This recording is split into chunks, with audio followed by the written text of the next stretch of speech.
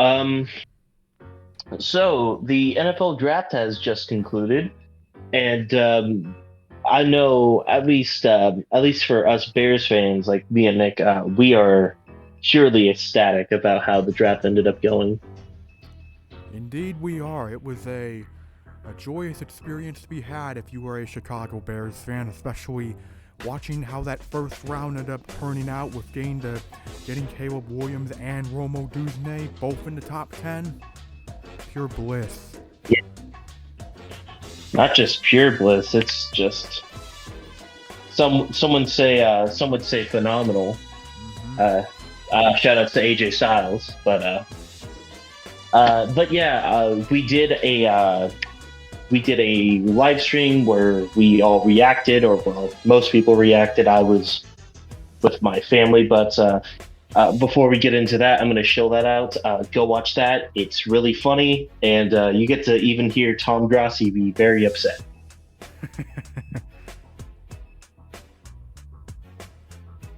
But yeah, today we're going to be going over what we would be considered draft grades, what will go by each team, and we'll give a couple thoughts and we'll give our final grades on it. Anything else to say before we go into it, Nick Man? No, I think we're good to go. All right.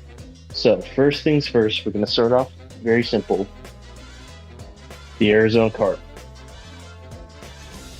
Um, you know, there's a lot you can say about the Arizona Cardinals. Um, just in their franchise in general, but at least when it comes to this class, I don't think they did too bad. I think they did pretty well, as uh, what was expected of them. With their first pick, they got Marvin Harrison Jr., which can you really call that a steal? Nah, you can call it a steal because besides Caleb Williams, he was one of the best prospects coming in. For sure. But other than that, they got some nice depth in this. They also got edge rusher Darius Robinson out of Missouri, which was a bit of a reach for me. I still don't understand that right now, especially since I think their defense is fine, but I guess edge rusher was a bit of a need for them, so who really knows? Yeah. Seeing how the Cardinals did, yeah, Marvin Harrison Jr., great pick. They needed wide receivers badly. Darius Robinson, I agree it was a bit of a reach. However, I do think Robinson can be a great talent, and knowing the Cardinals have a defensive-minded head coach in Jonathan Gannon, it does feel like a guy who could work very well in that system. They also got Max Melton, cornerback from Rutgers, which, you know what, just the fact that he's from Rutgers shows me this guy has talent, considering Rutgers is usually a pretty ugly style of football, but you know what, he plays cornerback, it could work very well for them. And they also got Trey Benson from Florida State in the third round, which I know I feel like Arizona could use a bit more running back help, and Benson was pretty good from what I saw last year watching Florida State. So yeah, that's another pick that could be, very promising for Arizona. Yeah, and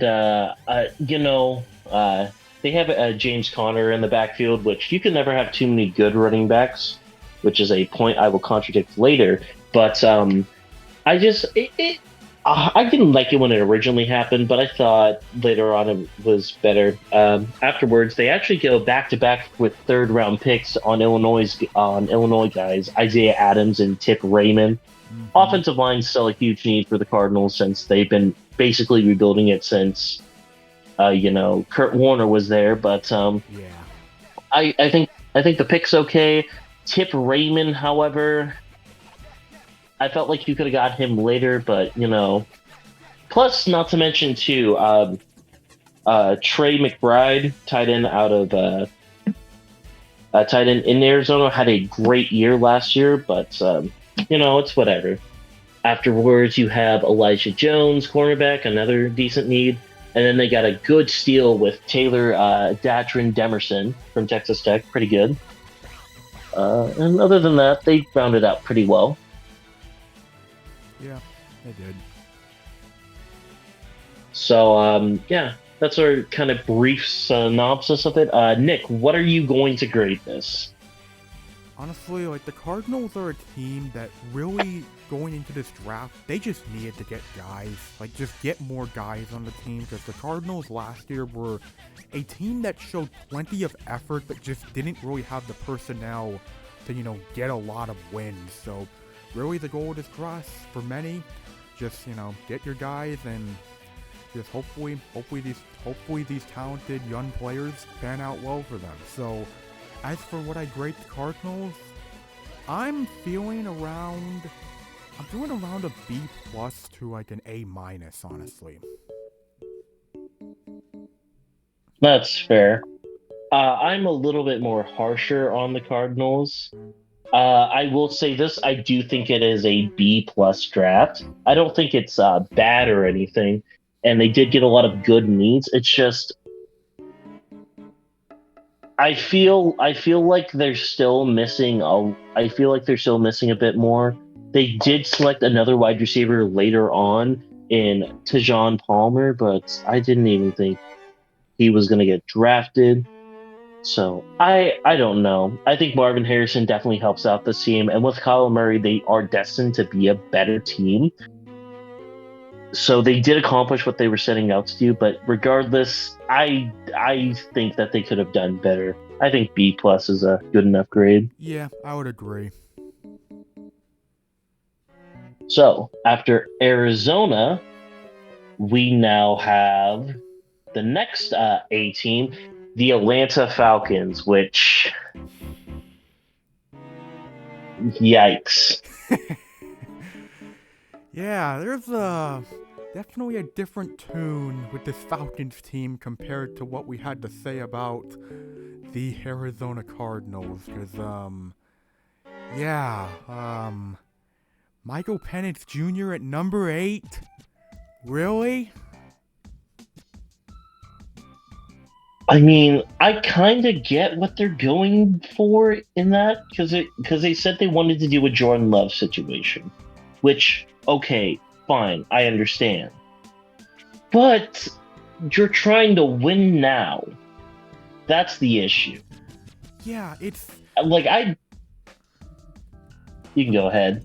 it's the fact that the thing that like pisses me off with this is not the fact that they drafted Michael Penix Jr. because I think Michael Penix Jr. has clear talent, even if he is, going to be 24 years old by the time the season starts. It's just the fact that you're trying to pull a Jordan Love here. You're trying to do what the Packers did with Jordan Love when they had him sit behind Aaron Rodgers.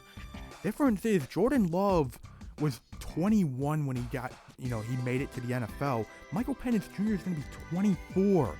If you're going to be having him sit the same amount of time, chances are by the time he's starting, he's going to be like 26 or 27. And the thing that also really annoys me is the fact that you just signed Kirk Cousins to a massive deal. You just signed him. It's not like he's in the middle of a massive deal like Rodgers was. You just signed him to a big deal. And now you're already going away from that plan? Like, what are we doing here, Atlanta? And it's just look, I'm glad that they chose Penix over McCarthy because I think that Penix has the higher upside if he is put behind the right team. He can probably be better. But you could have gotten him you probably wouldn't have been able to get him in the second round. But I don't understand what the issue is with trading back in. You have draft capital for next year, you can trade back in and still get needs. Mm-hmm. However, this is Atlanta and this is a new regime. I don't think this is a great pick. And I will say the same thing about Rook Orahoro. I still don't know how to say that name. I still don't know. And I've known his name for about 3 days now. Yeah. When Jerzon Newton... I'm not even going to try and pronounce it. I'm not even going to try. Jerzon Newton was still on the board. Why? Yeah. It's just... it's very disappointing. Afterwards, I think Braylon Tice is a good pick. Um, Linebacker is fine. I don't get why they're drafting a running back in the sixth round when their entire roster is nothing but running backs in that running back room, like running back ones. So I Mhm. just feel like that's a bit of a waste of a pick because he probably won't even see the field much, even if he's a sixth round pick. You could have gotten some more need on defense. Yeah, And Casey Washington's fine, and Zion Loge, okay, I guess, but it's just very disappointing. it is. I expected better. Like, if there is a positive I will say about the Falcons here, I will say at the very least, outside the first round, they did draft a lot of defensive guys, which having Raheem Morris in his first season with the Falcons was a must need. However, it's just, man, it's just the Penix situation. It still just boggles my mind. It's like, I feel like everyone was expecting the Falcons to take Dallas Turner. Everyone was expecting them to get Dallas Turner with the 8th overall pick because, look, it's a defensive-minded coach, a defensive-minded coach in Raheem Morris that needs more defensive guys, and Dallas Turner would have been perfect for that. Granted, if they were going to get crazy, okay, maybe Brock Powers would have made a bit more sense if you want to get crazy, but man, just Michael Penix Jr., you better hope this works out, Atlanta. You really better hope it works out. Well, I will announce my grade this go around, and I'm gonna. I don't want to give them an F because they still got value, but I'm going to give them. I'm gonna give them a D. That seems more than reasonable. Same. I'm giving them a D as well. It's just do better. We don't want to have to send you to detention, man. Anywho, afterwards we have the Baltimore Ravens, which had a good draft. I wouldn't say that it was like groundbreaking, but like they did what they needed to do to get more pieces to try to compete for a Super Bowl. You know, Nate Wiggins at 30 is tremendous value, and with their cornerback core getting a little old, I understand the pick. And also, too, TJ Tampa in the fourth round is great value as well. I really like what they did with the cornerback room. Yeah. Uh, Isaac Isada was another really good steal late in the round. People were very surprised that he fell that low. Yeah, same. I was Uh, surprised by that too. Rod, yeah, Roger Rosengarten, like good. There are good draft picks around the board. This is like one of the more solid drafts in the class. I don't really hate anything here. Um, like I could nitpick about picking a running back, but Baltimore runs through running backs like like queso runs through McDonald's. That narrative that joke was bad. Yeah. Yeah. But you know, I like it. I think it's a solid draft.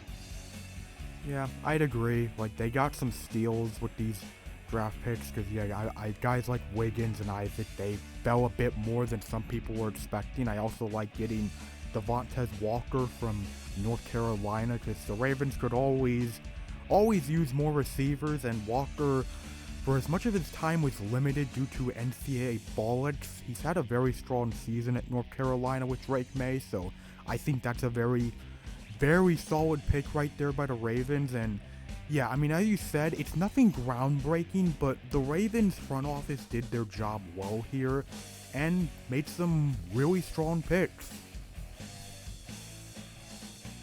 I think for me, I think this is a fair A. I think this is a fair A. I'd agree. I would give it an A. Alrighty. Afterwards, we have a Buffalo, which I don't know if you can really consider trades when it comes to drafting. I don't feel like it's fair to bring up trades, but I have a feeling that you want to talk about trades for a little bit, Nick, and what the Buffalo Bills did. So I'll let you have the floor on that.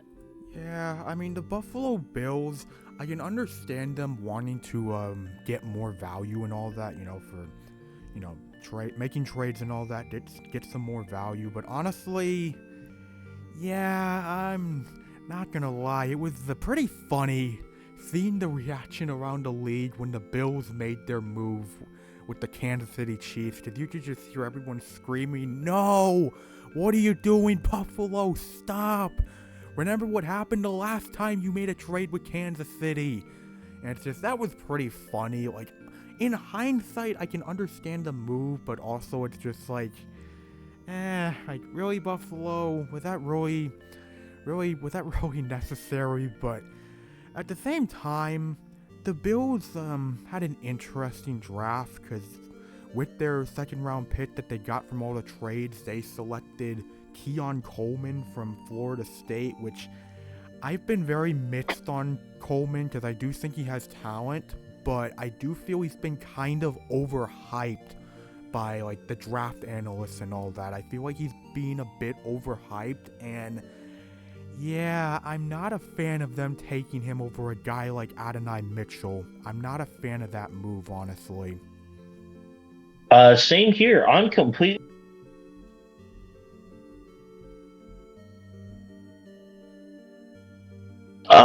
We had a little technical difficulty right there. Yeah. My AirPods decided to just not work, Oh, no. but nah, but it's all good now. But I do agree with you. I don't think selecting Keenan Coleman there is the right move.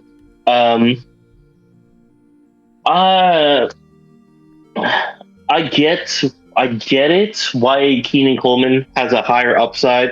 I get why they wanted to, but it's just I don't know, man. But Buffalo had some better draft picks. I mean, afterwards, Cole Bishop, pretty good pick there. Cedric Van Pratt in the fifth round is also really good. Mm-hmm. Fixes their center need. Um, Dwayne Carter in the third, it's fine. That's what I feel. There's a lot of good, but then a lot of like to find to you. Yeah, it's like I feel like that's yeah, they're still good, but like it feels like there's like missed opportunities here for Buffalo. yeah, and it's like it felt like they were drafting from behind all the time when they didn't have to. Like these are picks when someone snipes what you were trying to do earlier. Like those are like reasonable picks, but like I don't agree with what they were doing. I feel like if I had to give them some sort of grade, I don't know. I feel like a C minus. I'd go more around a C for Buffalo. That's fair. Yeah. I was flip flopping between the two. I just. Like, it's not a bad draft class, but it's like, as I said, just it felt like there were missed chances here for Buffalo to make better picks. Yeah. Well, after Buffalo, we have the Carolina Panthers, which. No, we have to talk about this team. They did what they set out to do. They went out and got weapons for Bryce Young. And that's what you should do. That's what a smart team does. But Xavier Legette over Adonai Mitchell, I feel like I could understand Keenan Coleman going before Mitchell because he has a lot higher upside. But Xavier Legette, it is so much of a homer pick. I do not like it in the slightest. I mean, Legette is a second round pick. Like, I understand, like, he's more than deserving of being in the second round. But when I saw that pick, it's like, Yeah, that's a homer pick. That's a clear homer pick right there. Yeah. And, they got running back, which is running back really even a need on that team? I know Sanders was kind of underwhelming for them, but at the same time, I mean, I don't know if I would have gone running back exactly in the second round. I mean, granted, Jonathan Brooks was very talented, honestly. Like, if he had not suffered that injury late in the season last year for Texas, he had a real shot at going in the first round, but honestly, like, he can be good. It's just I really hope that injury doesn't have any serious long-term effects for him. Yeah, same here. Afterwards, Tevin Wallace. I I don't know much about him, so I can't really give an opinion. Javarian Sanders, tight end. I mean, they do need it. It felt like Buffalo. They made the right picks, just not the right players. Yeah, I'd agree. I'm feeling the same as Buffalo, C-. I'm feeling the same as well. I'll give Carolina a C. Alrighty. Afterwards, we have Cincinnati, which, on here I had Cincinnati when Chicago should be next, but we'll just go to Cincinnati next anyway. Amarius Mims, a lot of people got really high on him, like he was projected to be even picked before Joe Alt, and they got him in 18. Chris Jenkins, another good defensive tackle to show up the line. Eric All is a very good sleeper pick. After all, if you're a tight end from Iowa, you're basically guaranteed an all-pro season. Jermaine Burton, wide receiver. McKinley Jackson, decent interior D lineman. And then just, a really solid, day 3, filling out some like extra fill positions. But yeah, not a bad draft. I don't really think there's much to be said other than it's good. Yeah, it's a good draft class for Cincy. They did what they had to do, and they got players that I think will really fill their needs that Cincy has really needed since last season. So, Bengals, I feel similar to the Ravens, where it's like, it's nothing groundbreaking, but they did their jobs well, and that's all that matters. Yeah, the only reason why I would give the Bengals like a lower grade than the Ravens is because I feel like the Ravens got like better like players for where their position was. But regardless, I still give the Bengals like a B+. Yeah, I'll give Cincy A-. That's fair enough. After all, anywho, we have Chicago next, which I will try to limit us to not have this be NickMan and Bearsfan rants about the Chicago. Well, not rants. Gloat about the Chicago Bears draft for forever. But I'll just say it. Slam dunk draft. Ryan Poles masterclass. Yes. Kane Poles does it again. This is, they cooked. They really cooked with this draft class. All I'm going to say is the Bears messed around and might have drafted 5 Hall of Famers. They might have. I mean, you literally drafted an offensive tackle in the 3rd round that's literally a Bears fan that literally has seen the horrors that previous Bears O-lines have given this fan base.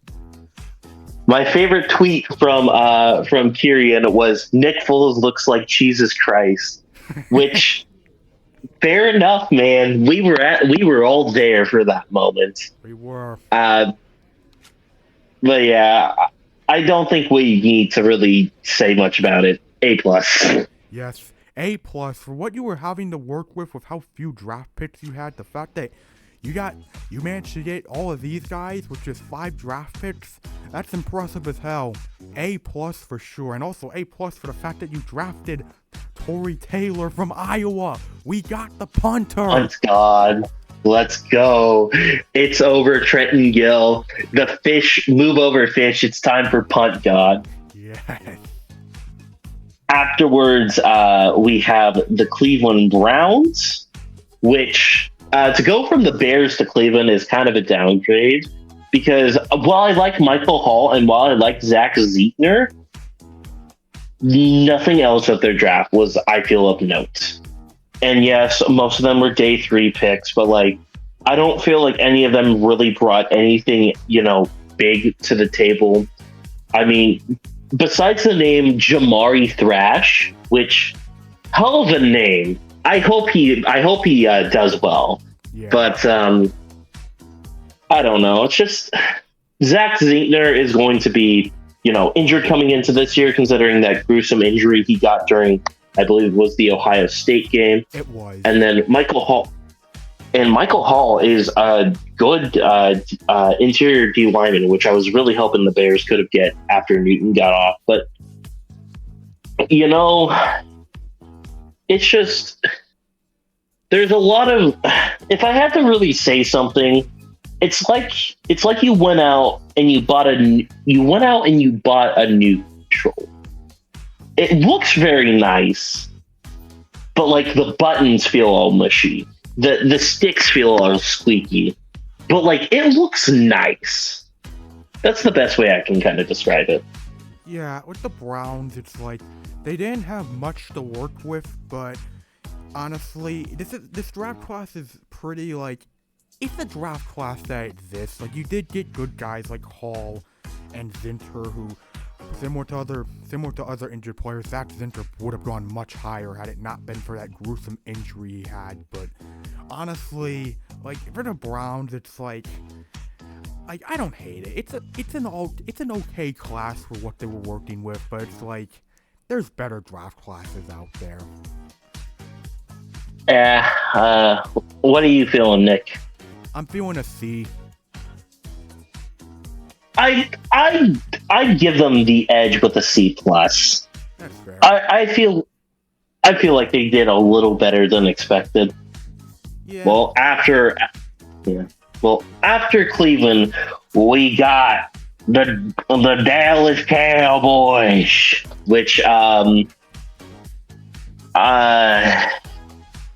Tyler Guyton's good. Cooper Beebe's a good pick. Where were you going with the rest of your drafts?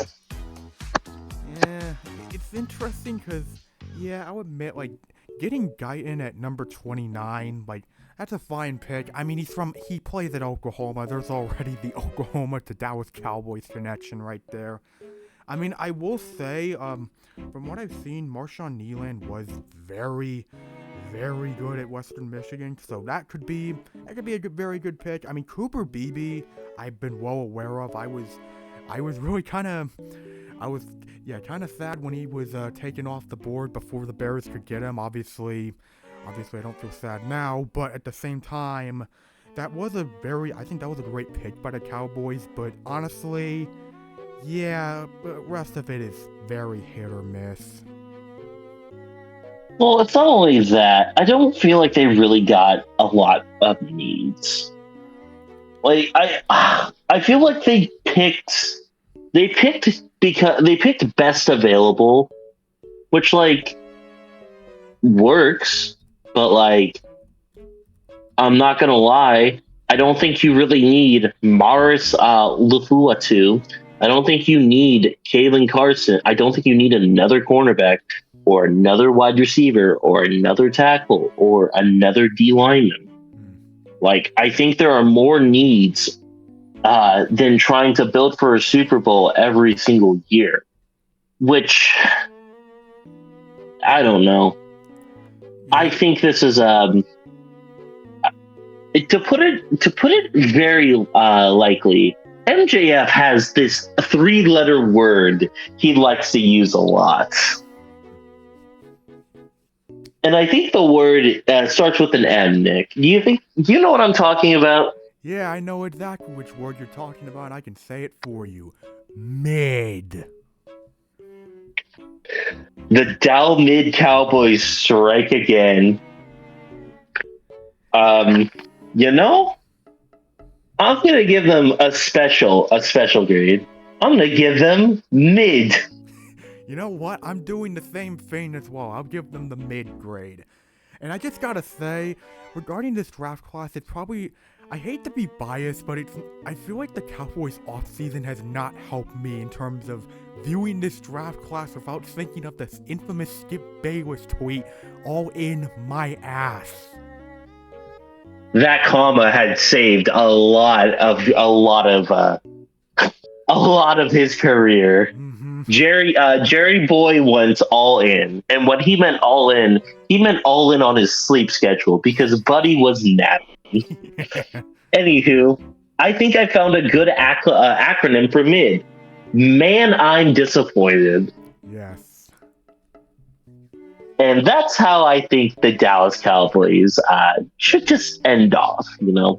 But afterwards, we have a team who did better in the draft, the Denver Broncos, which which all comes down to whether you think Bo Nix at 12 is smart. Which I'm gonna let you take it off. I'm gonna let you take this one off. Um. Yeah. The thing is, I get what Denver's doing with Bo Nix. I get why Denver feels okay. Look, we have to get a quarterback because we cannot be going into the season where it looks like Zach Wilson is going to be playing the most games. We cannot be going into the season like that, regardless of how bad our roster is. However, it's a reach. Like, I can't lie. Getting Bo Nix at number 12 is definitely a reach, but at the same time, considering the Broncos situation and how dire their quarterback room is, I can somewhat understand it. And maybe it's also because Brandon Pertner was basically pleading on his knees for the Broncos to draft Bo Nix. And that's sad. I think Troy Franklin is a great pick, especially when you got him in the fourth round, when he was one of the guys that could go first, maybe, and more likely to go second. Yeah, But I will say, outside of, Bo Nix, because it's Bo Nix, I gotta say, I really do like this Broncos draft class outside of that, because obviously Troy Franklin, great pick in the fourth round. I can't believe he fell all the way to the fourth round. I really love the Jonah Ellis pick from Utah. He had a great season at Utah last year. He could really help them at edge. And Chris Abrams from Missouri, he had a very strong year at Missouri. Getting him in the fifth round, I really like that. I feel the opposite. You want to know what I think that they should have done? And I'm probably going to get a lot of slack for this. But I don't think they should have gone Bo Nix. I think you draft Dallas Turner and then you be bad for Quentin Ewers next year. Yeah. The thing is, taking Nix at 12, it's a reach, but also, I feel like the Broncos are they're a team so goddamn desperate that I'm like, you know what? Screw it. You know what? You want to do that? Go do it. If it backfires, it will backfire spectacularly, but, I'm waiting to see how this ride goes for Denver, because this feels like a very good sequel to The Ride Never Ends. Yeah, and I'm going to preemptively predict the future right now. When Bo Nix has a mediocre, Drew Lock type season, and the Raiders are just completely terrible, which I don't think they will, but if the Raiders are completely terrible, and then the Raiders draft Quentin Ewers, I'm going to sit back and I'm going to be like, this is bad. This is a bad class. Because I don't know. I still think they should have sucked this year. But if I had to not take that into account and base it solely off my feelings, not my feelings and like look at it logically, I'd give them like a B minus, I guess. Honestly, by the way, you said when they were going to be very bad, you said the Raiders, not the Broncos. No, I meant the Raiders. Like, okay, so I you meant mean like the Raiders steal that, yeah, they steal Quentin Ewers basically from the Broncos. Yeah, honestly though, with Denver, like my thoughts are, like I like this draft class, like outside of, reaching for Bo Nix, but considering their situation, I understand it, but outside of that, I do think Denver did make some very good steals in this class, so I'll give them a B+. Our first kind of bit of a difference. I'm less optimistic. You're more optimistic. Yeah. But yeah. Afterwards, we have the Detroit Lions because all they seem to do is troll Green Bay. Yeah. After all, picking Terrion Arnold right as the Packers pick, I feel like we're having a tradition from now on. It seems like Detroit's just going to one-up Green Bay in the draft whenever they can. Yeah. Not just because they can. Yeah, literally the new tradition of the Detroit Lions making Tom Grossi lose his shit during the live stream. Yeah. Live Grossi reaction. Awesome. The Cubs lost to the Red Sox. Yeah, I saw how that went. That was not a great way to end that.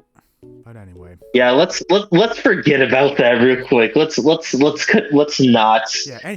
on. Let's laugh at Tom Grossi. Let's laugh at Tom Grossi. That's what we should. Yeah, exactly. You didn't get Terrion Arnold.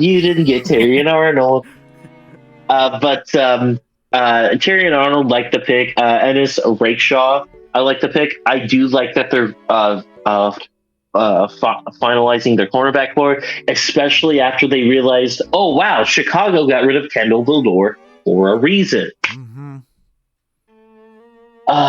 After that, so I have to ask: are you on team running back Stone Vaki, or are you on team safety Sion Vaki? I'm probably team safety. I'm team running back, man. Have that man do whatever. Have that man do it all. You know what? But yeah, overall, I feel like the Lions had a decent class. It's not one of the more flashier classes, but you made Tom Grossi hate everything again. So that's like a minor W. So I think a B+ is in order. Yeah, I'll give the Lions an A- just for the fact that they made Packers fans cry. That is honestly super fair. After speaking of Packers, we got them up next, and I'm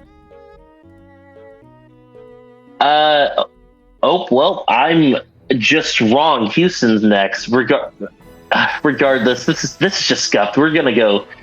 I think I just missed Green Bay. Yeah, I think Green Bay is next. Wait, what the?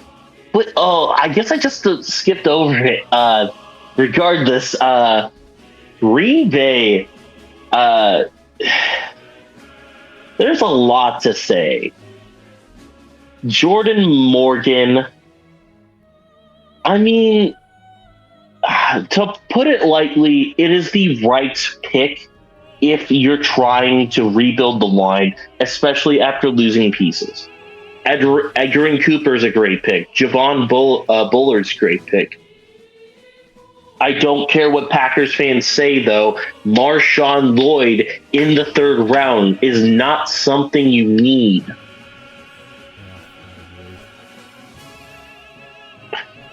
Oh, but he's going to be the replacement for AJ Dillon when he's gone. He's not going to even start over him this year. Why are you drafting him in the third round? You could have probably gotten him in the fourth.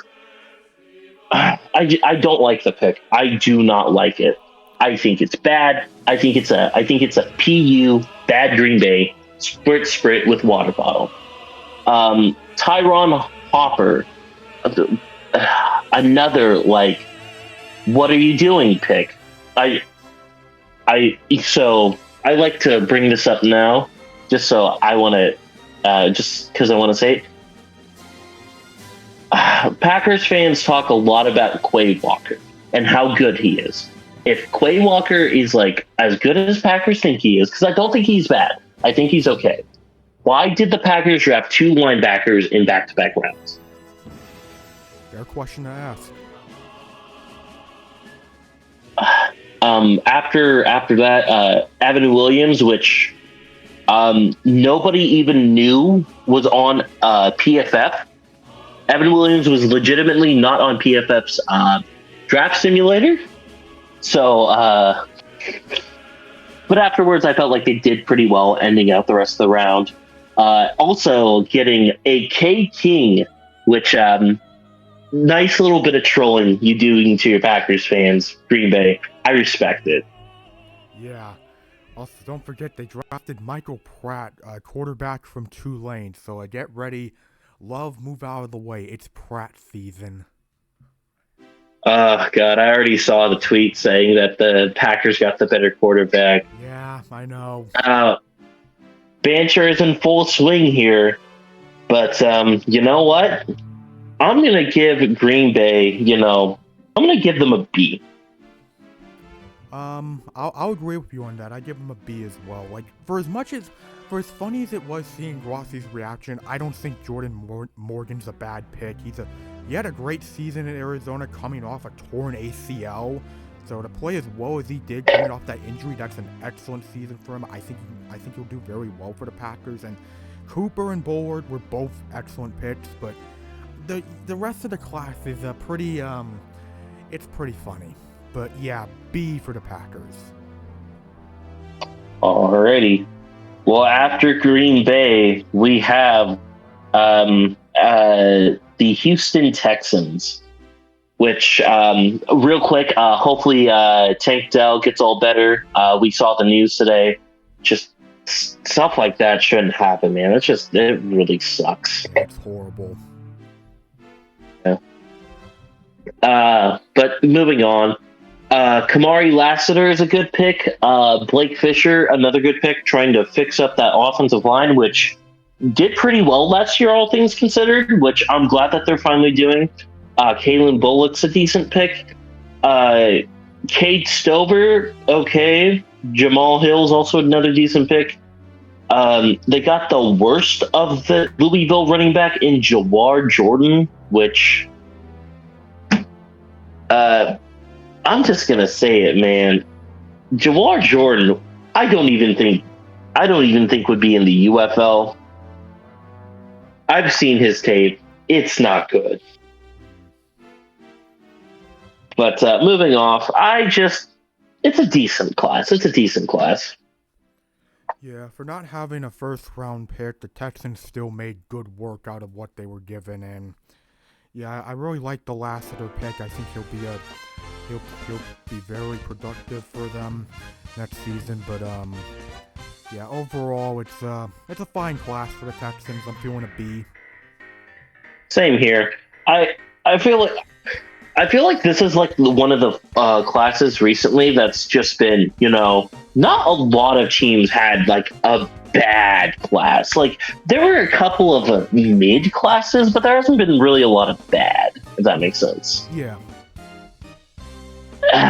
Afterwards, we have the Indianapolis Colts, which Lateu at 15, Mitchell at 52, Bortolini at 117. Great draft class, man. This is awesome. That's an excellent class indeed. I mean, the fact that I love the lot 2 pick, and the fact that you managed to get Mitchell at 52, that's a steal right there. That is one of the best steals in this class, and Yeah, Colts. I like what they did. Good class. Nothing much else to say. People will say, "Oh, but Latu has injury concerns." Okay, if they win a Super Bowl within that time frame, good pick. I'm feeling. I'm feeling an A. I'm feeling an A. I'll give them an A as well. Strong class. Yep. Afterwards, we got Jacksonville, which I do want to bring up real quick. You just got the randomest pick right in your mark draft. Brian Thomas Jr. Yeah, I know. Why? I didn't think it was. I didn't have it at 23, but it still happened. It's this is one of those funny moments, you know. But overall, you know, they got. You know what? The Jacksonville Jaguars got Jordan Jefferson. Honestly, which is better, JJ or JJ? Which JJ is better, NickMan? JJ. Exactly, that's what I'm saying. But for the most part, not a awful class. Pretty decent. It's again one of those classes where it's a Trent Baalke draft class. Either it's gonna turn out in his favor so much, or everyone's gonna be looking back at him and pointing and laughing. Yeah, it's the Trent Baalke experience right there. Like, I like Thomas. The fact that it's so funny that I still managed to get that prediction right, even when it wasn't at 17. Not gonna lie, not exactly questionable about Mason Smith. He has potential, but I do think there were better guys available at that place. But I do like the Jarrian Jones pick in the 3rd round and Javon Foster in the 4th round. Like, there's good picks here by the Jaguars, but there's also some misses, which I will say it was really funny seeing Jaguar Gator 9 get pretty annoyed by the fact that they took a kicker in the 6th round when he said, like, you know, you could probably just find a better kicker in the UFL and not have to waste a 6th round pick. You don't even have to look that far in the UFL. There's a surefire kicker that should have been selected. Mm-hmm. We're looking at you, Michigan Panthers. Yes. But if I had to give a grade, B-. B- as well. Afterwards, we have Kansas City, which I'm going to let you say what you got to say real quick. Well, yeah, another one of my picks that I got right, because of course I get the Chiefs prediction right, because why not? Of course they picked the fastest guy in the draft class, in Xavier Worthy, which my famous Xavier Worthy is this, because yes, I do understand that a lot of times when there's fast receivers, they go into the NFL, and most times, production-wise, they're not exactly great. Looking at you, John Ross. But I do think Xavier Worthy, from what I saw him at Texas, while I do think Mitchell is a bit of a better receiver, I do think Worthy did hold up well in terms of being a productive guy. He was very good at Texas. There were times where he really looked like that guy who easily belonged in the 1st round. But I think if there's any team that works well with him, it's Kansas City, because you got Patrick Mahomes on your team and you're being coached by Andy Reid. That's a formula for success if you are a wide receiver like Xavier Worthy and you're not a dumbass like Kadarius Toney.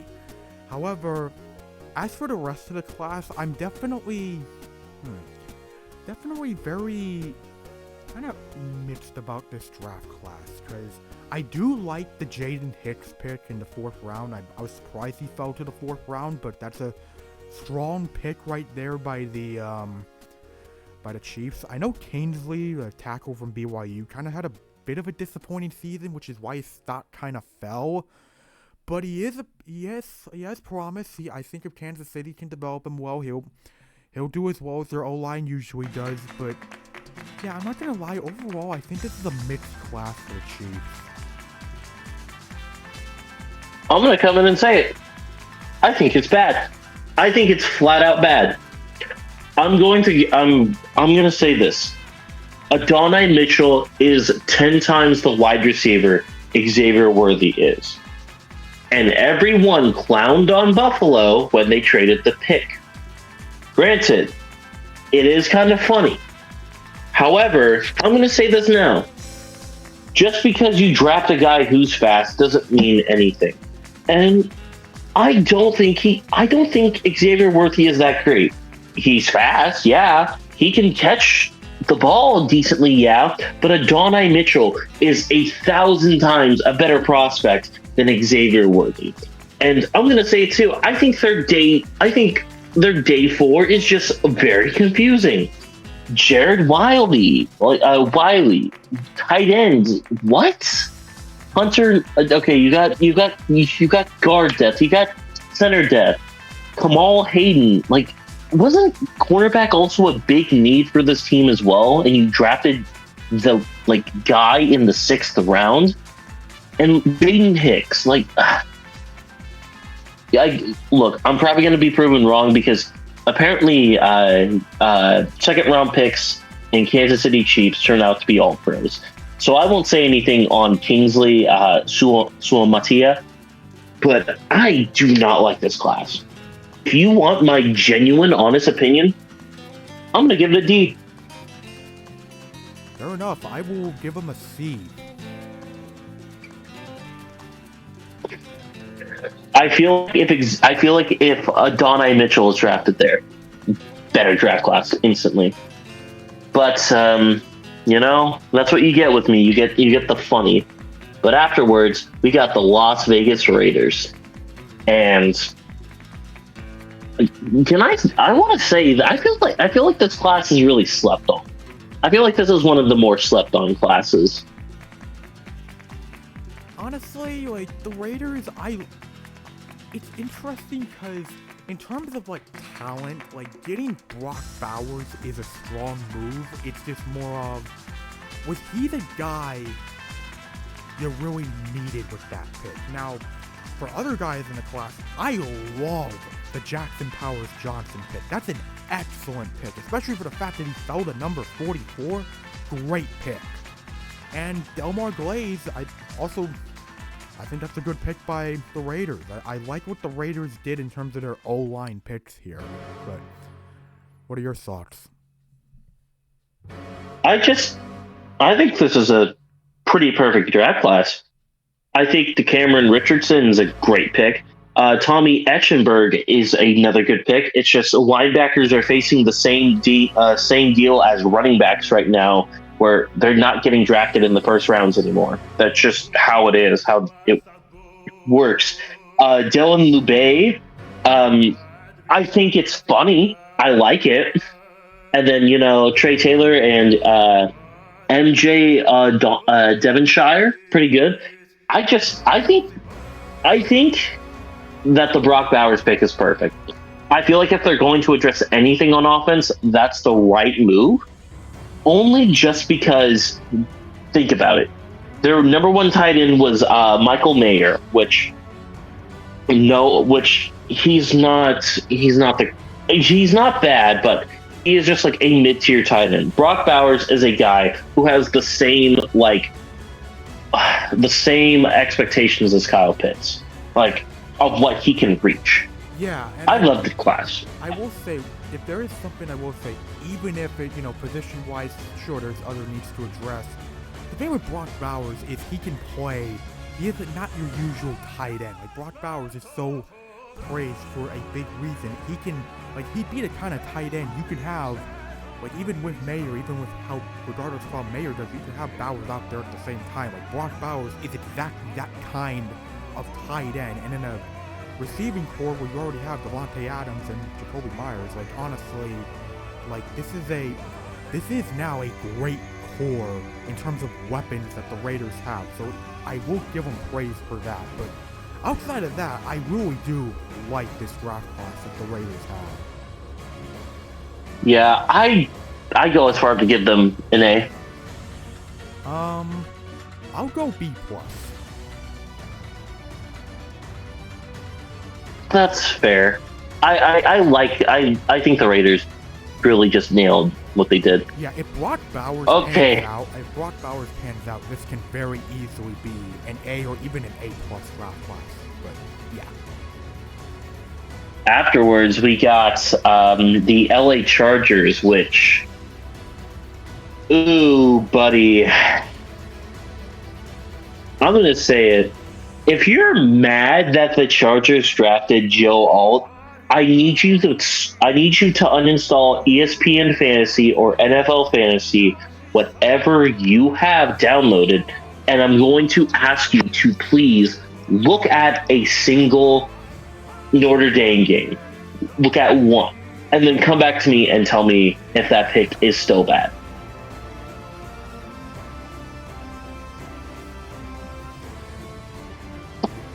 You there, Nick? Yeah, I'm here. It's just the Chargers, like, I was very divided on what they would do. Would they go wide receiver because they so badly need receiver, or do they go with the trench help?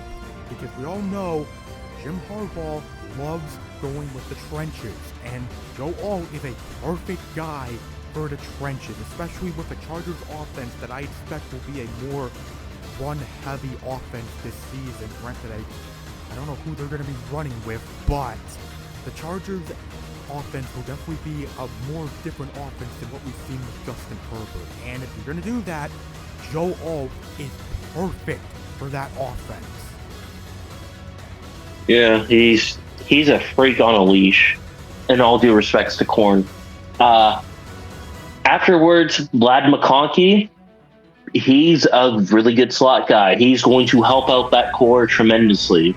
When your next best wide receiver is Quentin Johnston, Vlad McConkey is going to come in, and I think he's going to really help out.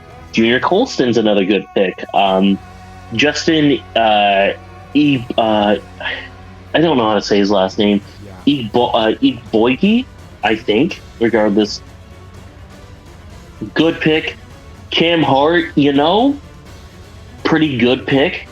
Running back, sure. But I'm curious, what are your thoughts on Brendan Rice? Do you feel he should have been drafted that late?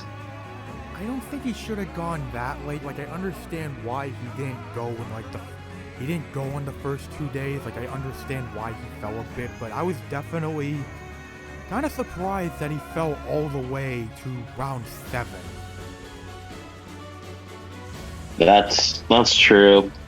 I feel like he's a steal for where he's got, because he does have potential to be a starting wide receiver on that team, in my opinion. He does. But decent. It's another good class. I give them like an A-. Yeah, I'll go. You know what? I'll give them A. I really like what the Chargers did here. Maybe they could have gotten someone else here and there, but like, honestly, with a lot of what they did, they addressed the needs that they needed to address, and I think these are players that will fit very well into their system. So, A. Yeah.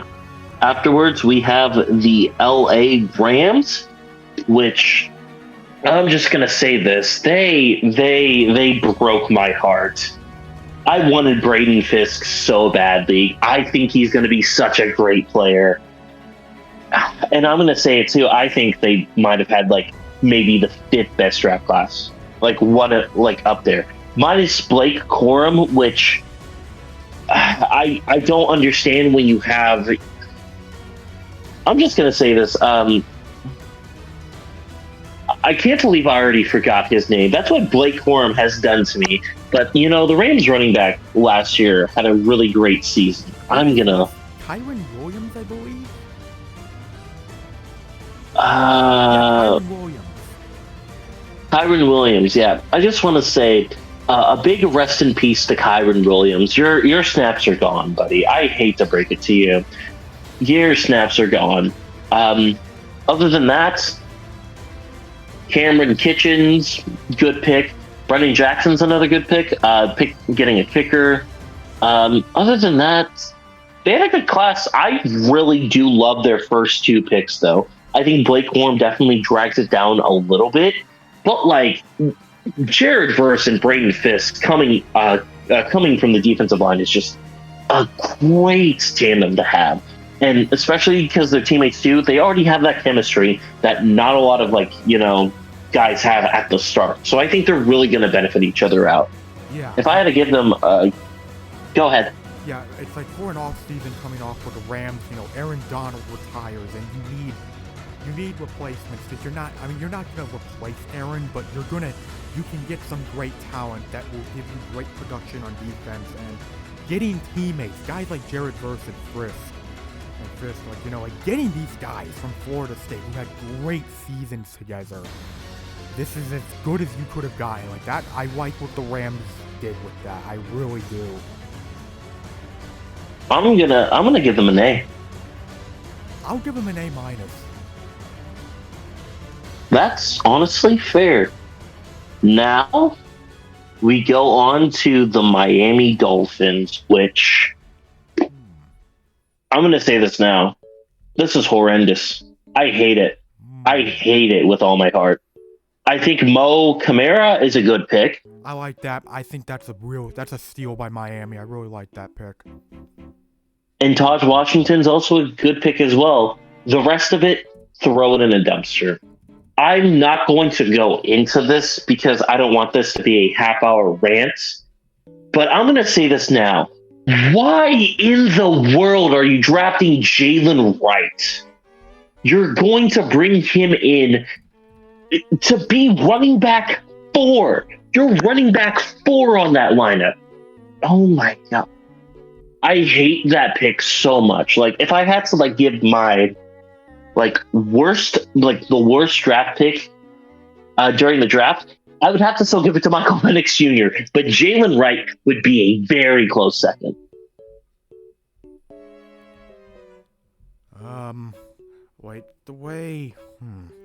Because the thing is, Jalen Wright had he was great at Tennessee, but honestly, it is a pick where I'm I don't think the Dolphins really needed to make that pick, even if it is a 4th round pick. It's I'm all for more firepower, but at the same time, it's I'm not a fan. I think there comes a point where you have too much firepower. You have enough firepower at a position. You can address other needs. I mean, I will say in terms of their picks, I like Chop Robinson. I really like what I saw from him at Penn State. However, I do think it was a bit of a reach in terms of taking him at 21. 100%. Yeah, there were some better guys available. I would have probably in that position, because here's the thing, I do like that Miami is addressing the trenches in terms of getting guys like Kamara and, I'll even take Patrick Paul. I think getting him in the 2nd round, okay, cool. You address the trenches, that's good. That's what you needed to do. It's just, I think there were still some guys better than Chop Robinson at number 21. Now, I will say, getting Taj Washington in the 7th round, I love that pick. I think that's a great pick. Hell, Malik Washington in the 6th round, I mean, I'm surprised he fell that far. But, yeah, I think they did good in terms of wide receivers here. I mean, they already got a loaded wide receiver room, so I mean, yeah, I already know I said, sometimes you have too much firepower, but you know what? In terms of receiving room, why not? But, I don't hate what the Dolphins did here. I just think there were some areas where it's you could have made a bit more, you could have made some differences here. You could have, not reached as much in the 1st round. That's all I really got to say, though.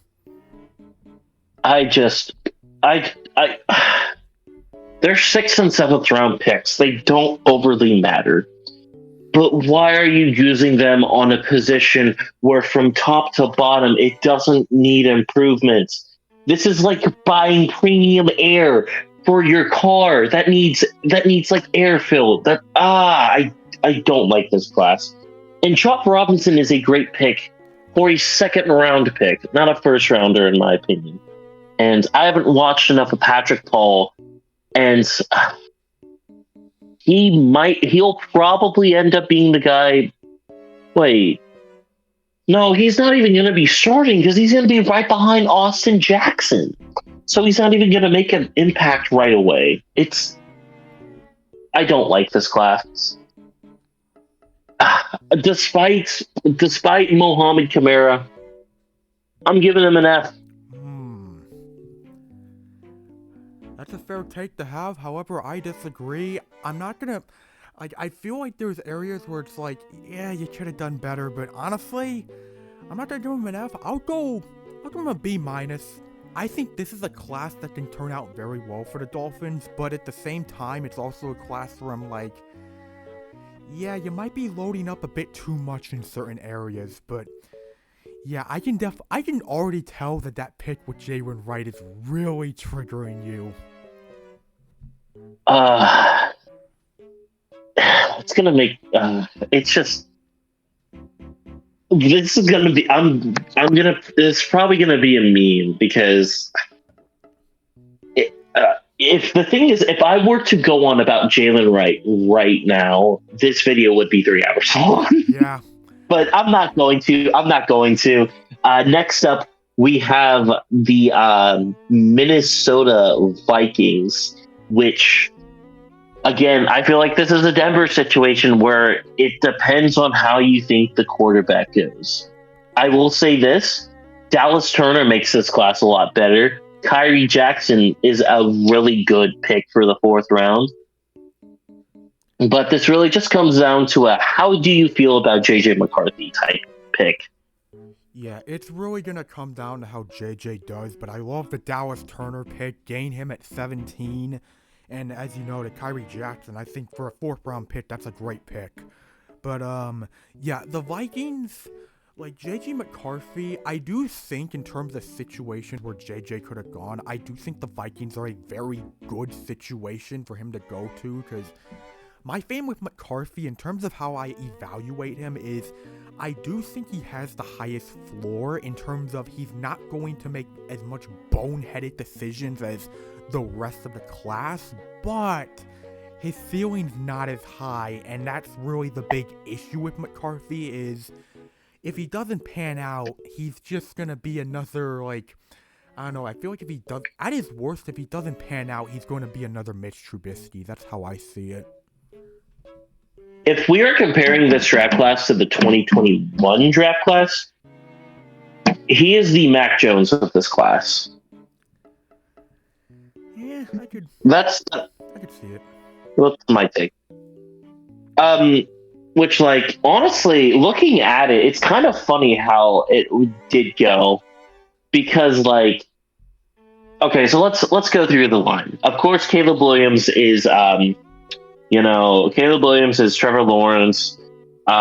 Trey Lance, I believe in this case, would be Bo Nix. Yeah. Afterwards, you have Zach Wilson, which, I mean, if I had to say anyone's going to be close to Zach Wilson, it's probably going to be Michael Penix. After that, Jaden Daniels, Justin Fields, hands down.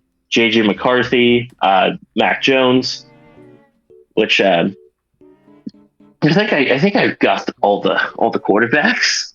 I'd be really dumb if I forgot one. But yeah. But like I said, it comes down to how you feel about JJ McCarthy, and my vibes from JJ McCarthy is that I think he'll be a journeyman. I think that the Vikings will look at him and be like, you know what? He's not that bad, but we can do better from him, and then probably move on with him. That's my thing. I don't think he'll be bad. I think he'll be just okay. Fair enough.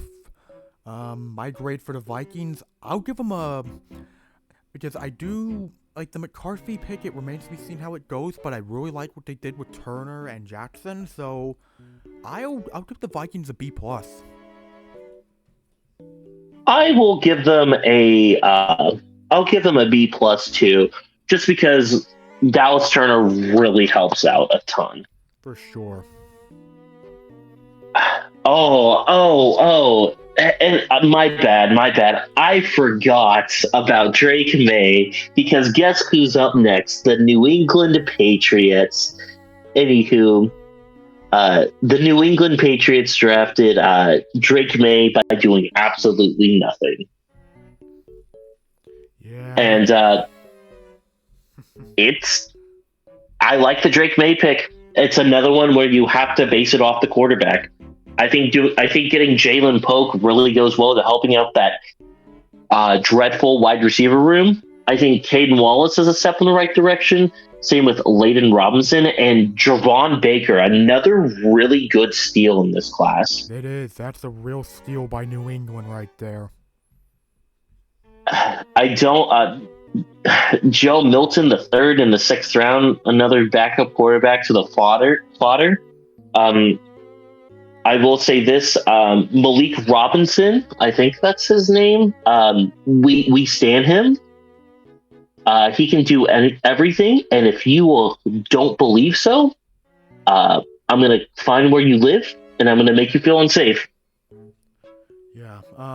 For a team that got infamous for being not good at drafting receivers, basically late into the Belichick era, I really like what they did here in terms of getting May guys to throw to. Like Polk had an excellent season at Washington, and Javon Baker, as we noted, is a steal. Like, I really do like what New England did here in terms of giving Drake May the help that he needs, because I like what I've seen from Drake May, but I already know damn well, like, as much as I like Drake May, he is a quarterback you do not want to rush, and if you're gonna put him out there, you better have weapons for him to work with, and thankfully in this case, the Patriots knew that and drafted some weapons who should be very promising. It's definitely a really good draft to really help them around, and I feel like it's really carried by the fact that they did get Drake May, which we'll get to Jaden Daniels later, and my opinions on him, over our opinions. But you know what? I feel like this is a good A- draft class. Yeah, I'm feeling more around like a B plus or so, like around B plus, A minus. Like, I will say the only thing I was a bit mixed on the Caden Wallace pick, but honestly, that's like the only pick I'm kind of mixed on in terms of, like, you know, the major picks that New England made that really matter. But like, overall, yeah, strong class by New England here. Yep. After New England, we have the New Orleans Saints, which, Fuaga's a great pick. McKinstry at 2 when he could have been a top 15 pick. Great value. Signing Spencer Rattler to be the future of the franchise, despite what anyone thinks about him, is a smart pick. Christian Boyd's, as someone who did get to see him a little bit, good pick. I think Jalen Ford's decent, and good draft class. Yeah, I would agree. I mean, for a team that had only 2 picks in first 2 days, like, I really like what they did getting Fuaga and McKinstry. Like, those were both great picks in my opinion, and for as frustrating as the Saints can be for how mediocre they've become in recent years, this is a draft class that could help them in the right direction. And yeah, like, I really like what the Saints did here. For what they had to work with, I'm giving them an A. I'm giving them an A-, but still, great draft class. Yes. Afterwards, we'll be moving on to the New York Football Giants, which Malik Neighbors is a great pick. Tyler Nubin's a great pick. Theo Johnson's a great pick. The only question mark I have is Andrew Phillips, which I don't think quarterback is a major need. I would have rather than go for an edge rush. Wait, no, they're not the Panthers. They got Brian Burns, not traded Brian Burns. It's a decent class. Yeah, maybe they could have gone something else there, but I do think Phillips is kind of a reach in the 3rd round. I think there were better players there for positions that the Giants needed. But outside of that, yeah, I really like this draft class for them. Nubin's a great pick. Neighbors, had an excellent season at LSU, really one of the best prospects for a reason. I feel like the big question, the only thing holding the Giants back, not for this draft class, but really just the Giants in general in terms of how their fans feel, is probably just the stigma of their quarterback room, because, yeah, I have no doubt the Giants are going to be drafting a quarterback next year, because, Neighbors is great, but yeah, that's going to be tough seeing him having to try and catch balls from Daniel Jones. Or Daniel Jones. Or Tommy Cutlets. It's just, I think, I like the class. I still wish that they would have at least taken a quarterback. Even if it is like a 5th or 6th rounder.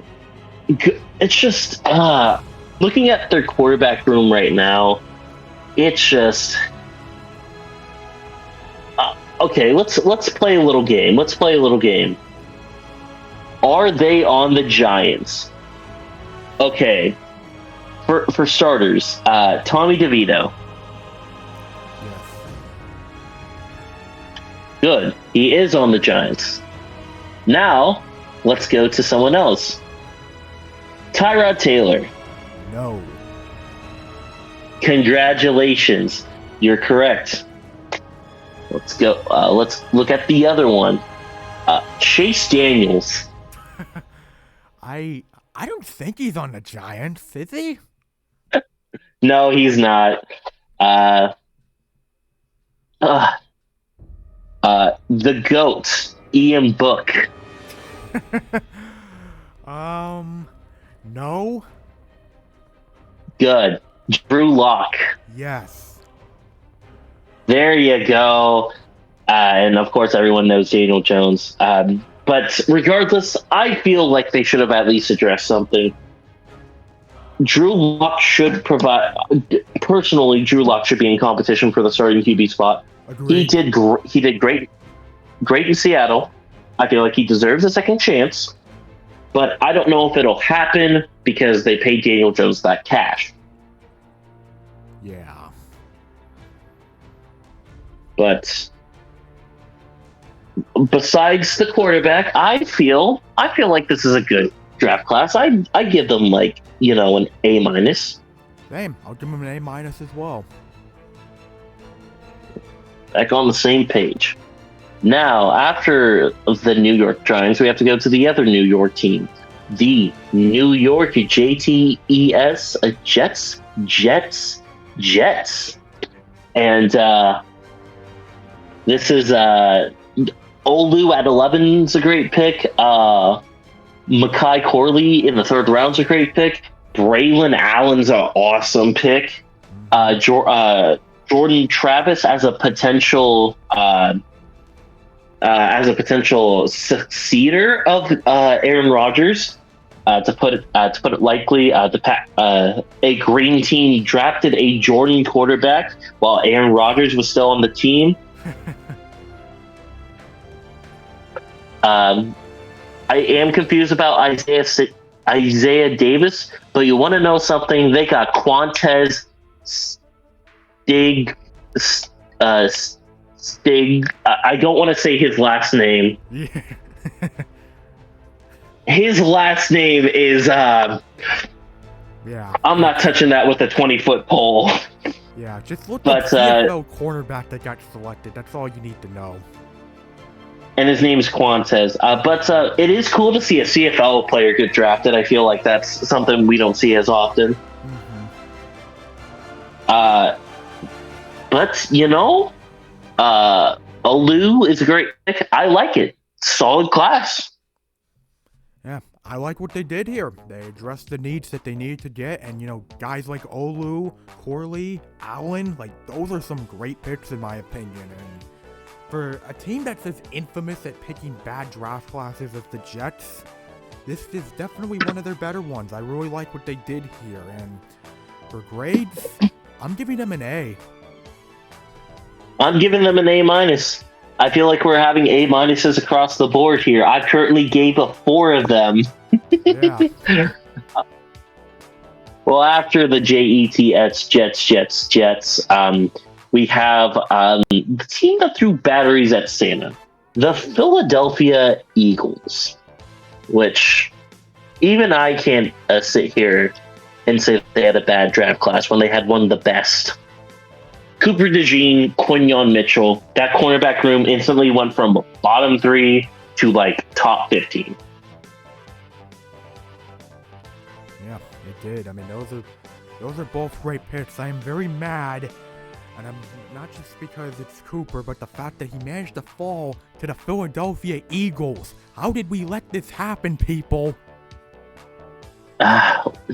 Simply put, we should have just used the dehydration gun. We needed to use the dehydration gun on Philadelphia's head coach, because that would do the world such a favor. Yeah, I can already tell the fact that they managed to get both of them. I already know Vic Fangio's back to doing his dark magic again. Yeah. Jalix Hunt, cool ass name for an edge rusher, by the way. From also Will Shipley, running back. Funny. I think that's another funny pick. Jeremiah Trotter Jr., his father who played for the Eagles, now he gets to continue his legacy. Mm-hmm. I think that's really cool. Yeah. And I can't even diss. This was a great draft class. Yeah, it was a great class. Also, they got Johnny Wilson in the 6th round. You got a 6'7" receiver all the way in the 6th round. Yeah, the thing is with 6'7", he might get converted to tight end though, because that's the issue with 6'7" guys. They'll try to tell him to bulk up and move to tight end, but yeah, if probably. They really. But regardless, great draft, A+. Yeah, I gotta give him an A+ as well. Great class from the Eagles. Howie Roseman cooked. Sometimes he misses, but when he cooks, he cooks. That's true. Anywho, the Pittsburgh Stellar football is up next. And, another really solid draft class. Fontenot is a great pick, trying to rebuild that offensive line. Same with Zach Frazier, Roman Wilson, and Peyton Wilson. It is going to be impossible for ESPN to figure out which Wilson is on the field during fantasy. But Logan Lee, really like that pick. Makes him a quarterback. Love it. Another just good draft class. Agreed. I mean, I don't have much to say, but yeah, Steelers did what they had to do. I really like this draft class. A+? A+ as well. Now we have the San Francisco 49ers, which let's talk about it, because this is a very polarizing draft class, to say the least. Ricky Pearsall.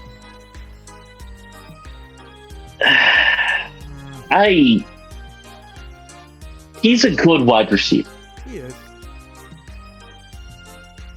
But drafting him while you're in conversations with Brandon Ayuk is just bad juju written all over it. Yeah, it is. And Dominic Puni, fair enough. Renardo Green, I don't think cornerback is a super high need for them, but okay. Malik Mustafa, another good pick. Isaac Guerrero, really athletic running back. Sadly, he is in the San Francisco 49ers, so I have to instantly be like, you're gone in 2 years. Because that's the Kyle Shanahan way. You draft a running back in the 4th round, and he's on another team in 2 years. Yeah, that sounds like a future Miami Dolphin in the making. Exactly.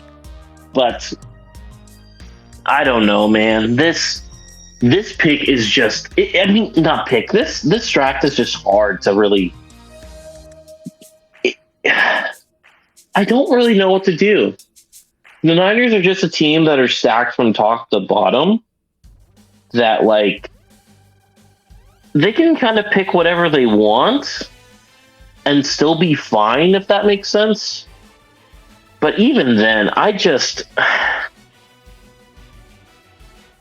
don't understand. I'm just baffled by the pick. Yeah, and granted, it's more because of the first round pick than it is the whole draft class, but like, the thing with the Niners is, knowing the Niners and knowing how things have gone for them, this is going to be one of those classes where people don't like it at the time, but then it turns out to be very good. However, I just feel like with their first round pick, it's like, I feel like they should have gone for a guy like Cooper or Jackson Powers Johnson. Like, that's what I really wanted them to go for a pick like that if you want to, bolster, the O-line or improve the O-line around, Trent, or, like just, Trent Williams, or, like in terms of cornerback, if you're going to do that, get Cooper. But I don't know, it's like, it's not a bad class, but it's definitely a polarizing one for a reason, and for that, I'm giving the Niners a B. I'm giving them a C+. It goes back to the same thing. I feel like Ricky Parcel is a good wide receiver, but Adonai Mitchell is there. And, like, I get they can select whoever they want, but if you're really selecting best player available, then I don't know. Maybe they wanted him to play more slots, so that way they can make Debo be on the field more. Yeah. But I don't know. I just C+. That feels the most right to me. Yeah. But yeah, afterwards, we have the Seattle Seahawks, which... Byron Murphy's a great pick. Christian Hayes, decent pick. Jeremiah Pritchett, another good pick. Just decent draft.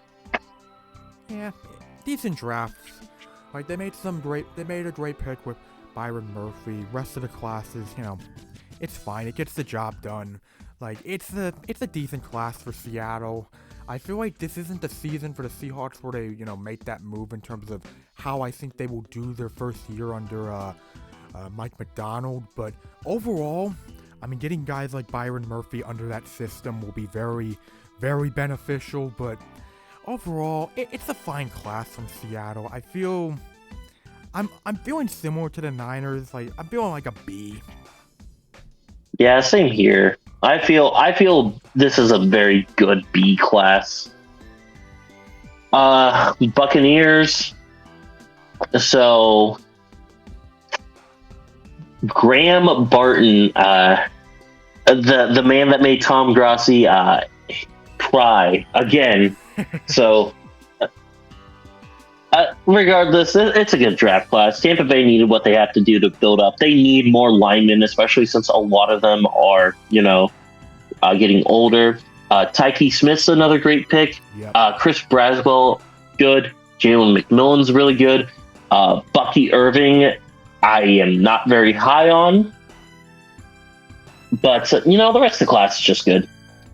Yeah, I like what the Bucs did. They needed some more guys, considering Tampa Bay was pretty mediocre. I mean, they won the division, but let's be real, very mediocre team. But they were the best to come out of the South, so, to bolster that team, get guys like Smith and Braswell and, Barton. Like, it's a good class, really good class by Tampa Bay. I like what they did. I'll give them an A-. I'm going B+ on my part. Afterwards, we have the Tennessee Titans, and first pick, J.C. Latham. I like that they're protecting Will Levis. Tavondre Sweat going in the second round really surprised me, though. With all of his concerns coming out, I thought he would have sunk lower, but I guess the Titans just thought he would have. I guess the Titans think he would have been gone sooner, so. I think it's one of those weird picks where the draft player with character issues get selected earlier than what I think. So I have to base off where he would be talent wise, and I think that's a really good steal in the second round. Yeah, Afterwards, I think he's a productive pick. It's just I was surprised that he went at he went in the second round, considering that someone like Cooper was still available. But at the same time, as long as the character issues get resolved, I think it should go well for Tennessee there. also, I didn't think they were going to get any cornerbacks like high anyway, because they just got Willie Snead. That's true. From Kansas City. Yeah. But another just really solid draft class. B for me. B as well. And it's time for our last draft class of today, and I think this will be the most polarizing. Can I please speak? Polarizing between the two of us. Yeah. First, we need to talk. What are your thoughts on Jaden Daniels? I like Jaden Daniels. I get why Washington took him.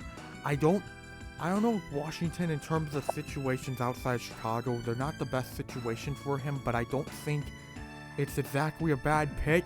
My thing with Jaden Daniels is he was definitely a late bloomer when it came to his college career. Like, it took him a while to get going, and I feel like until his great senior year, he really wasn't going to be a first-round pick until his great senior year and when he won the Heisman.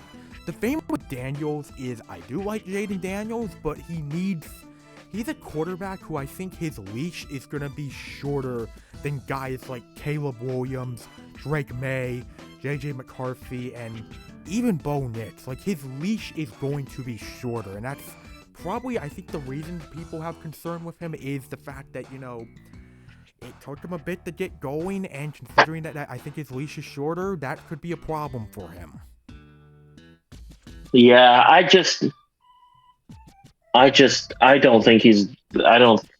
think he's probably like the third or fourth best prospect out of the bunch. I get why they picked him, because he's a very exciting player and can make plays on the ground and through the air. But I think it's time to start addressing the concern. Mobile quarterbacks have not done well in this new era. It's still been the passing quarterback that's been winning it all. Yeah. So, and the could Daniels be? It's not like you're not like, you can't be mobile and do well. It's more like, because Patrick Mahomes is mobile, but he's a pass-first quarterback. It's more like guys who are run-first, like a Jaden Daniels, that like have issues, and that's really been the big issue in terms of guys who come into the NFL, because for as talented as he is, Lamar Jackson still has some issues, and I think the perfect example of a guy who is very talented, but couldn't succeed where he was at in terms of being a run-first quarterback in the modern NFL was Justin Fields. Not only that, too, it's just, look at Lamar. Yes, granted, he has to play in a division where Mahomes is in. But, like, even then, he didn't really do much before then. It's just, the issue is, I feel like Jaden Daniels is going to be, like, the real prove-it guy for mobile quarterbacks. So I feel like he has a lot more pressure going into this league than I feel like a lot of other players do. I do agree. And I also don't think it's going to help get the fact that going into the season, Washington very clearly had one coach in mind for their quarterback, and it was Ben Johnson. And that fell through, which is why they had to make the really rushed effort to get Dan Quinn, and now you're stuck with him. And yeah, I mean, you better hope, I'm pretty sure Cliff Kingsbury's their offensive coordinator. You better hope he does well with Daniels, because if not, it might be a quick exit. Yeah. But afterwards, like, they have good picks. Jerzon Newton in the second round, awesome. Yeah. Luke McCaffrey, pretty good pick. Brennan Coleman's a good pick. Sinnott is a good pick considering the fact that they do need tight ends. Yeah. And they still made a couple of good picks in the last, but like this is like I said, it comes down to how you mostly feel about the quarterback. Yeah. And I don't like it. I don't like Jaden Daniels. That's fair. Because overall, I really like this draft class. Like, I think overall, very strong draft class.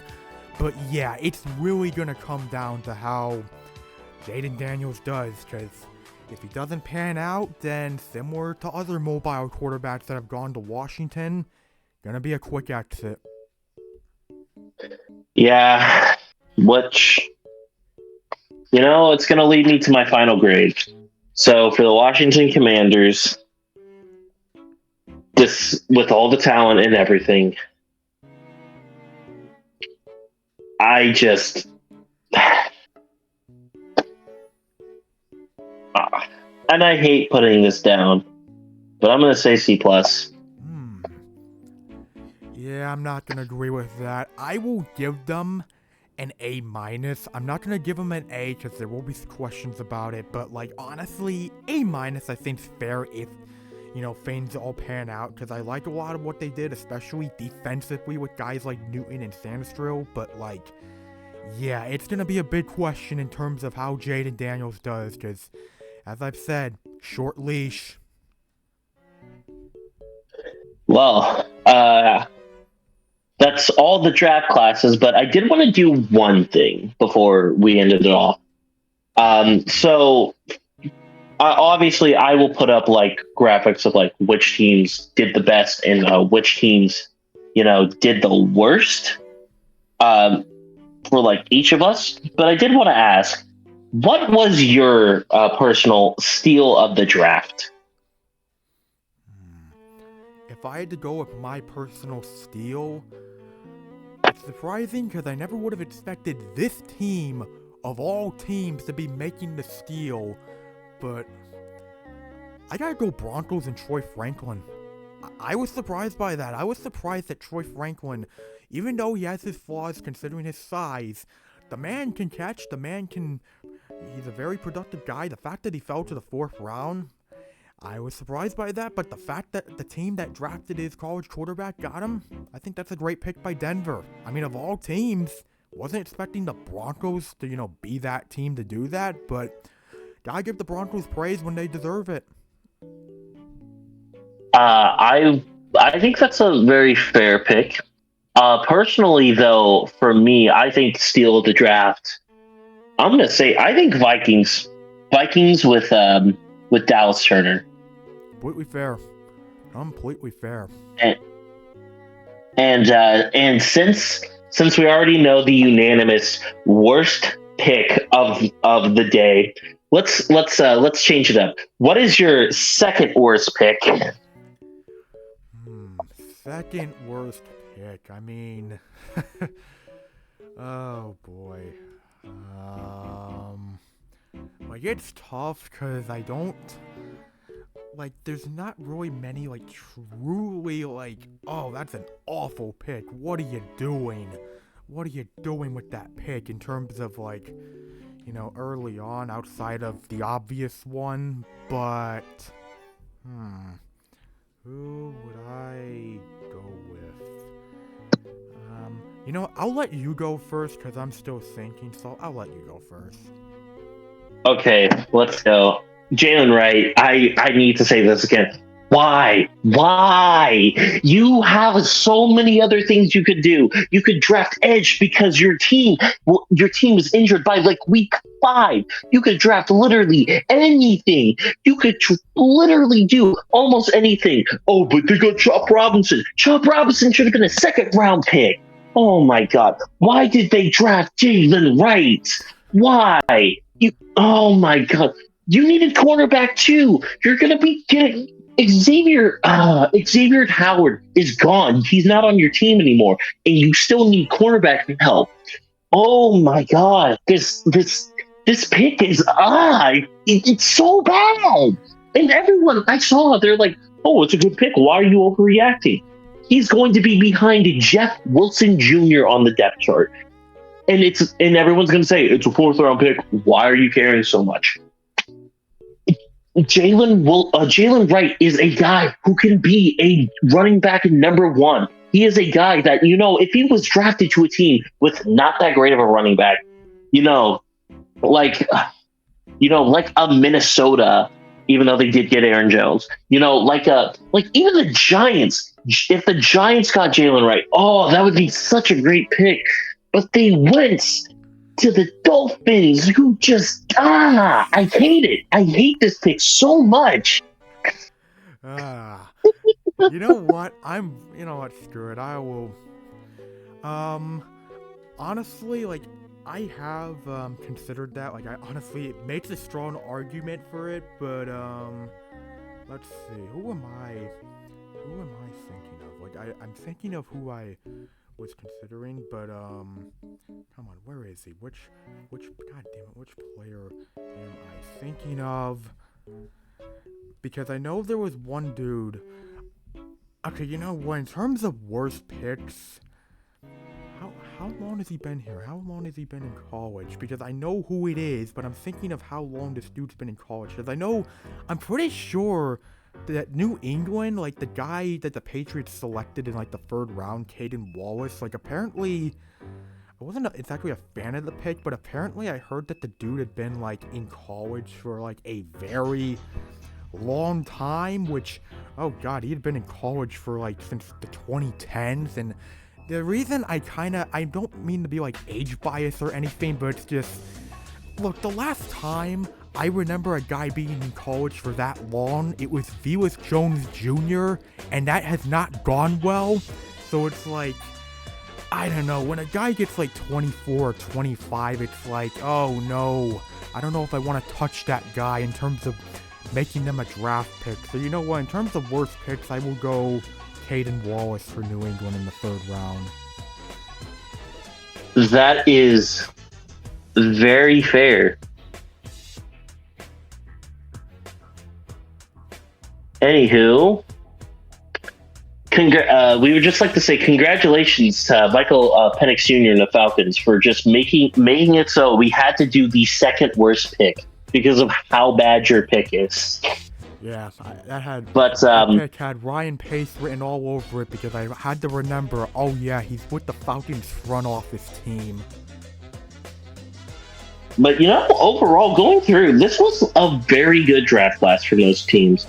For the most part, we were fairly positive to a lot of the teams. Like, from what I'm seeing a lot of A's, a lot of B's. But, like, this is one of the better draft classes we got in recent memory. For sure. And other than that, I think that will do it for us over on the Untitled Sickos. It's time to show. I am Bearsfan. Follow me on Twitter at Chicago Stat Muse. Yes, I am. And I am NickMan. Just follow me on Twitter, BrokenNickMan16. I have a YouTube channel as well. I'm trying to make more content as each day goes on, but yeah, that's where you can find me. The daily life of a content creator. I wake up in the morning, I feel very tired, so I take some G Fuel. I still feel tired. I take some more G Fuel. Yes, I drink Prime, and I end up waking up in a forest.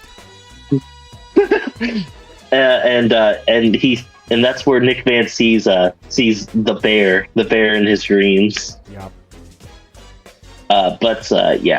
Thank you guys so much for watching. Like, comment, and subscribe. If you're interested in any other sports, Luke actually just did a talk on the Mariners not too long ago, and me, Luke, and NickMan actually predicted the NHL first round of the playoffs, which I think a lot of our picks are wrong, besides the Toronto Maple Leafs. Yeah. Yeah, it's, I mean, if there's any positive, it's surely going better than most of our mock drafts. Yeah. Anywho, like we said, thank you all for watching so much. We really do appreciate for you sticking around listening this long. And anything to finish off, Nick? Nope, I think we've said all we need to say. Marby on.